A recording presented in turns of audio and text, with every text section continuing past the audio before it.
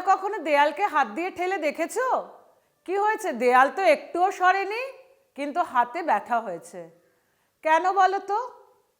আবার পাখি আকাশে ওড়ে, আমরা মাটিতে হাঁটি, মাছ জলে সাঁতার কাটে। তোমরা কি জানো এই তিনটেই কিন্তু আমরা একটাই সূত্র দিয়ে ব্যাখ্যা করতে পারি। চলো আমি তোমাদের ক্রিয়া প্রতিক্রিয়া নিয়ে একটু বলি। এই যে যখন আমরা দেয়ালটাকে হাত দিয়ে ঠেলছি, তখন সেটা আমরা তার উপরে ক্রিয়া বল প্রয়োগ করছি। প্রতিক্রিয়া বলের জন্য দেয়ালও কিন্তু সমান এবং বিপরীতমুখী বল আমার হাতের ওপরে দিচ্ছে। এই যে ক্রিয়া আর প্রতিক্রিয়া বল সমান হচ্ছে, এটাই নিউটনের তৃতীয় গতিসূত্র। এই সূত্র দিয়েই কিন্তু আমরা পাখির আকাশে ওরা কিভাবে ব্যাখ্যা করতে পারি না, পাখি যখন আকাশে উঠছে তখন সে ডানা দিয়ে বাতাসের ওপরে চাপ দিচ্ছে।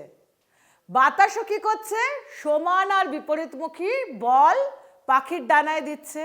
তাহলে এই ক্ষেত্রে ক্রিয়া কি হচ্ছে? পাখির ডানা দ্বারা প্রযুক্ত বল।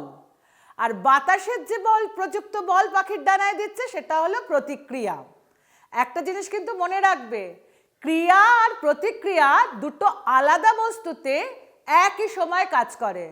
সেই কারণে চেয়ারে বসে কিন্তু আমরা চেয়ারটা তুলতে পারি না, কারণ তখন আমি আর চেয়ার মিলে একটা বস্তু সংস্থা তৈরি হয়ে যায়।